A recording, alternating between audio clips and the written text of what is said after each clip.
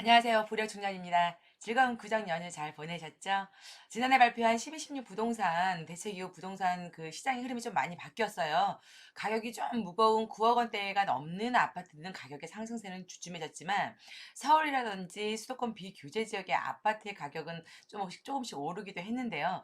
이런 악재와 규제들로 인해서 부동산 가격이 상승하면서 수도권이나 비규제 지역 아파트들은 청약 가율로 청약 가점만 높아져 정작 집이 필요한 사람들에게 사실상 먼 이야기가 돼버리고 있는 게 현실인데, 그러다 보니 청약 통장 필요 없는 주거용 오피스텔이 많은 관심 집중되면서 오피스텔 시장이 조금 들썩들썩거리고 있어요.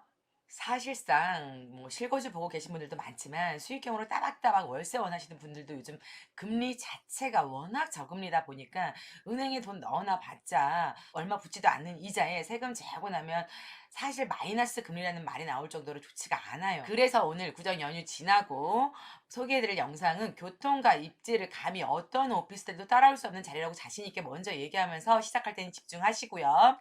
황금 노선인 9호선과 2호선 더블 역세권인 당산역 9호선 9번 출구, 여기 보면 당산역이에요. 당산역 자체가 2호선하고 9호선 같이 움직이는 더블 역세권이라고 보시면 되시고, 여기서 9호선 9번 출구 현장까지 초점에서 제가 걸어봤더니 참 1분도 안 되는 거리에 있더라고요. 그러니까 위치 자체가 굉장히 초초 역세권이다, 이렇게 말씀드리면서, 보시면 2028년 신월에서 목동까지 운행하는 목동선이 추가 개통하게 되면 이렇게 해서 개통 시 트리플 역세권이 되는 거예요. 2호선, 9호선, 목동선까지 트리플 역세권이 되면서 앞으로 미래 가치나 시세 차익까지 노려볼 만한 자리고요. 제가 현장에서 직접 가서 찍은 사진인데, 여기가 9번 출구예요. 9번 출구에서 나오면 여기가 이제 여기 앞에서 찍은 사진인데, 그 9번 출구하고 현장이 바로 사진에 나올 만큼 초역세권이라고 말씀드렸고, 현장 앞에 보면 여기 바로 신호등 라인이 있어요. 그래서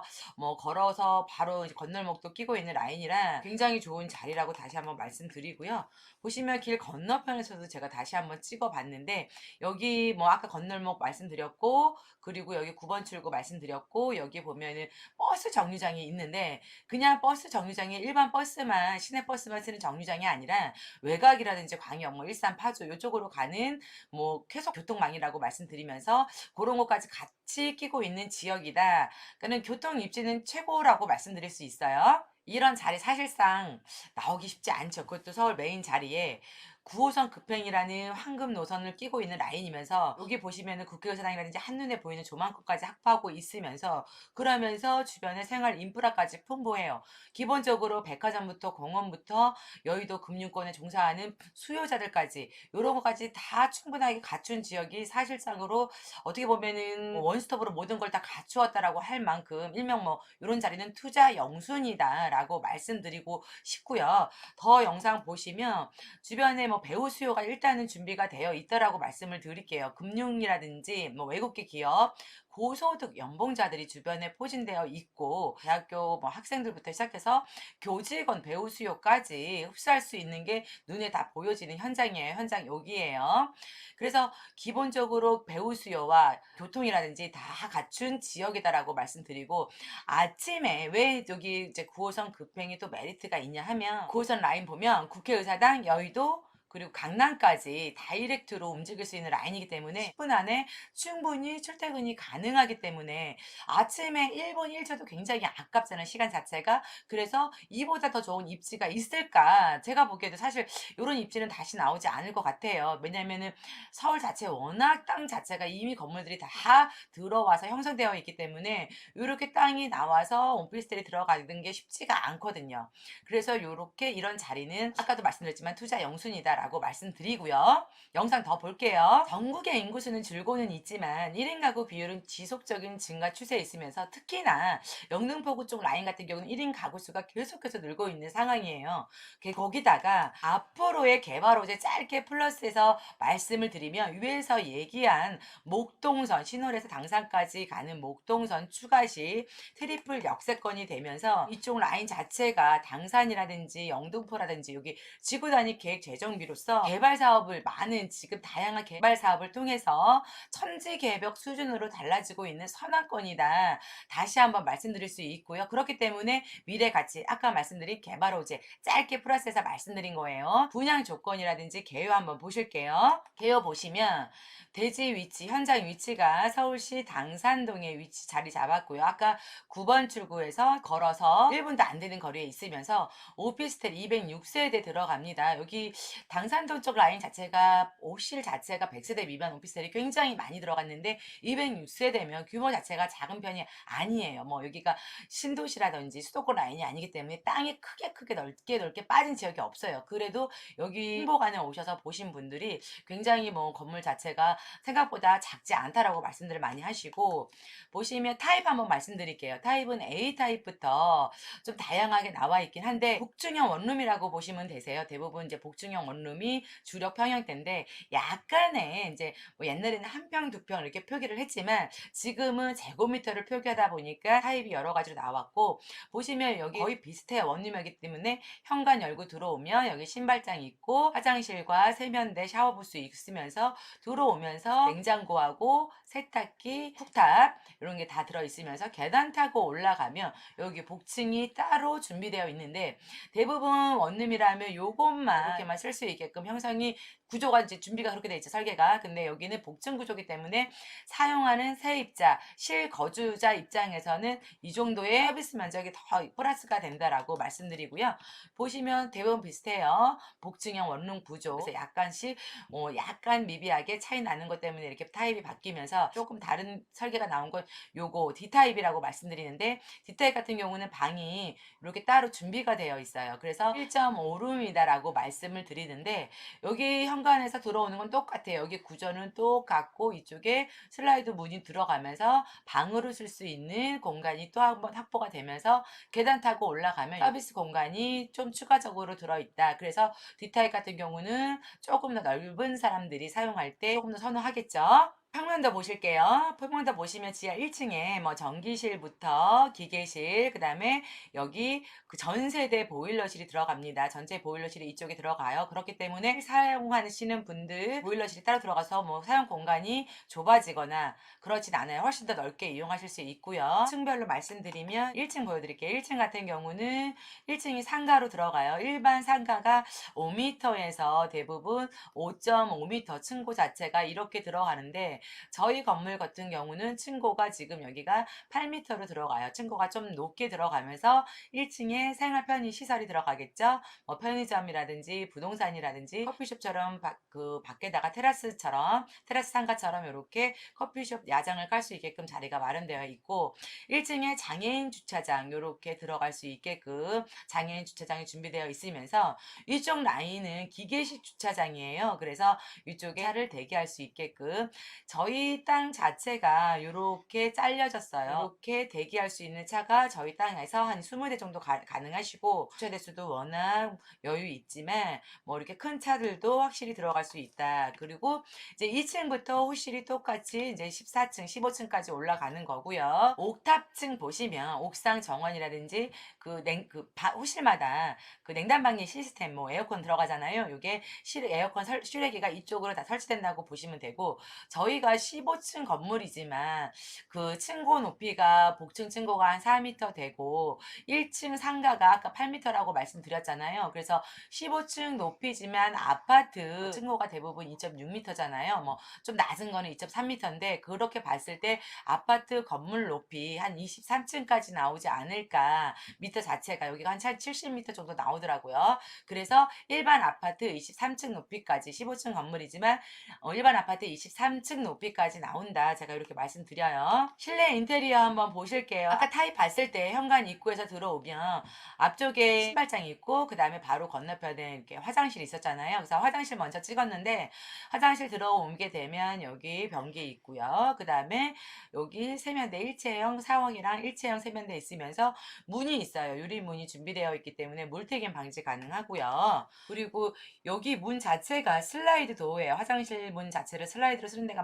많지 않은데 요즘에 트렌드에 맞게끔 슬라이드 도어로 들어가면서 일괄 소등할 수 있는 거 여기 있고요. 나가면서 일일이 다 끄실 필요 없이 여기 딱 버튼만 누르면 일괄 소등 다 되시는 거고요. 들어오면 여기 붙박이, 냉장고, 세탁기, 그다음에 2구짜리 인덕션, 환풍기 들어가면서 창이 통유리 창이에요. 천장까지 통유리 창으로 되어 있고 높게 되어 있죠. 그러니까 4m까지 다 통유리 창이 들어가면서 사용하시는 분이 뭐 개방감이나 답답함이 없어요. 그러니까 통유리창에 들어가면 조금 시원해 보이는 맛은 있어요. 그래서 계단 타고 올라가면 여기가 아까 말씀드린 복층 위에서 찍은 사진이고요. 4m 높이 나온다고 말씀드렸고 복층 올라가면 붙박이 장이 있고 요렇게 책상 놓고 사용하실 수 있게끔 아니면 여기다 매트리스 놓고 사용할 수 있게끔 굉장히 괜찮게 나왔어요. 여기다 매트리스 놔도 되고 계단 타고 내려가면 또 아까 그 거실처럼 사용할 수 있고 워낙 복층 자체 인테리어 자체가 잘 나왔기 때문에 사용하시는 분들 만족도는 거의 100%에 가깝지 않을까라는 생각 들고요. 조건 한번 보실게요. 조건 보시면 계약금 10%로 진행을 할 거예요. 계약금 10% 내시고 중도금 50%가 있어요. 50%. 그 다음에 잔금이 있겠죠. 잔금 여기다가 10% 내고 50% 냈으니까 잔금 40%가 필요한데 잔금 날짜는 거의 준공이 나는 시점하고 거의 비슷하기 때문에 준공이 2021년 내년 11월에서 한 12월 말 정도라고 보시면 되세요. 말 정도. 이때 잔금을 준비하시면 되는데 일단 건물이 올라가면 나 앞으로 등기가 넘어가잖아요. 그래서 이때 중도금 대출 자체는 뭘로 전환을 하느냐 담보대출로 전환을 하시면 되는 거예요. 근데 중도금 대출은 50%밖에 안 나왔지만 담보대출은 60%까지 나오기 때문에 추가적으로 이때 계약금 10% 내셨고 뭐 담보대출 60% 전환하시게 되시면 잔금이 한 30% 정도 뭐 추가적으로 필요하다 이렇게 보시면 되시고요. 이렇게 해서 이제 움직이시면 실질적으로 큰 돈 안 들어가고 건물 하나, 오피스를 하나 가지고 계시는 거예요. 보유하시는 거예요.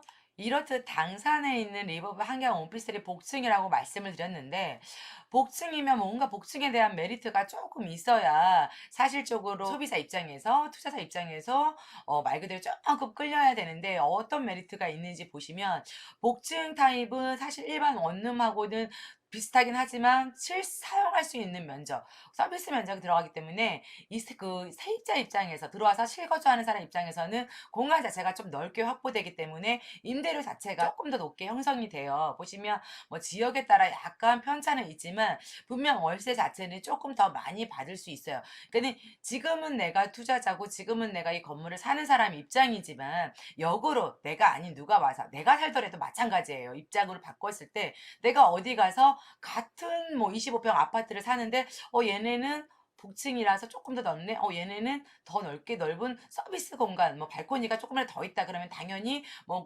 걸문 물건 자체를 놓을 수 있는 공간이 넓어지기 때문에 실질적으로 사람들 심리가 넓은데 좀 더 끌릴 수밖에 없기 때문에 이렇게 실사용할 수 있는 면적이 넓어지면 임대료에서 약간은 분명히 차이가 날 수밖에 있어요. 약간 지역에 따라 편차는 있어요. 그래서 복층에 대한 그 월세는 조금 더 받으면서 프리미엄까지 노려볼 만한 그런 수익형 부동산이다 말씀을 드리고요. 당산권역 오피스텔이 아까도 말씀드렸지만 백실이야 소형 오피스텔이 다수예요. 왜냐하면 땅덩어리 자체가 많이 비어있는 땅이 없다 보니까 뭐 땅이 나와도 그닥 넓지 않아요. 그렇기 때문에 호실 자체를 많이 넣을 수가 없었겠죠.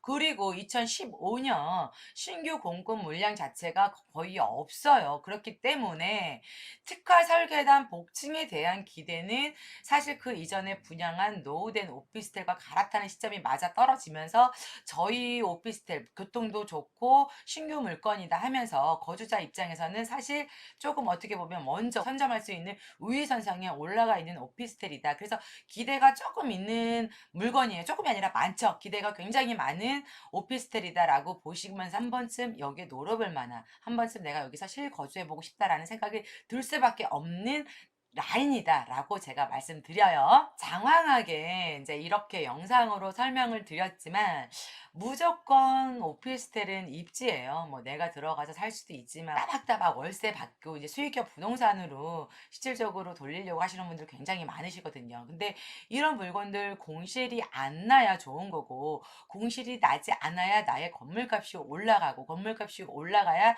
내가 가지고 있는 그 부동산의 가치가 당연히 오르면서 본인한테 이득인 거잖아요. 상가도 마찬가지예요. 상가도 장사가 잘 돼야 권리금이 생기고 권리금이 생겨야 본인한테 이득인 거잖아요. 이렇듯 부동산은 실질적으로 리스크 없이 가려면 공실이 안 나야 된다는 게 팩트예요. 사실적으로 팩트고요. 그래서 이런 부동산 보실 때 위치, 입지 무조건 따져봐야 하는데 여기 같은 경우 당산 리버브 한강 같은 경우는 제가 보기엔 묻고 따질 필요 없이 진행을 해도 되지 않을까. 이런 자리 다시 서울 메인 자리에 나올까 싶어요. 사실 제 입장에서 보기에.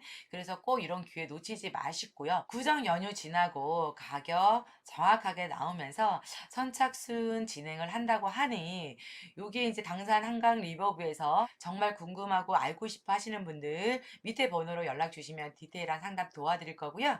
오늘 영상 여기까지예요. 제가 늘 말하지만 부동산은 시기를 산다고 말씀을 다시 한번 드리면서 요럴 때 요런 상품 놓치지 마시고요. 오늘 영상 여기까지고요. 구독과 좋아요 눌러주세요. 감사합니다.